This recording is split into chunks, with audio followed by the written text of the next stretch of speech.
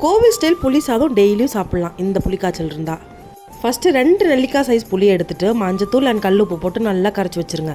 இந்த டிஷ்ஷோட ஹீரோ ஒரு பொடி.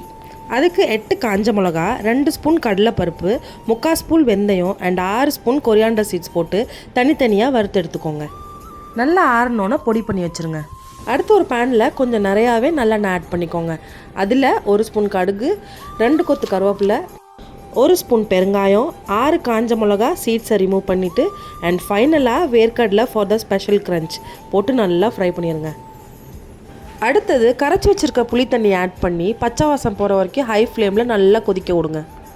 கொஞ்ச நேரத்துலேயே தண்ணி நல்லா சுண்டி திக்காக ஆரம்பிச்சிடும். ஃபைனலாக நம்ம அரைச்சி வச்சுருக்க பொடியை ஆட் பண்ணி கேஸை சிம்மில் வச்சு எண்ணெய் பிரியிற வரைக்கும் விட்டுருங்க. அவ்வளோதான். நம்ம ஸ்டார்டிங்கில் ஊற்றின எண்ணெய் எல்லாமே பிரிஞ்சு வந்தோன்னா கேஸை ஆஃப் பண்ணிடுங்க. கிச்சன் மட்டும் இல்லை, வீடே மணக்கும் புளிக்காய்ச்சல் வாசத்தில்.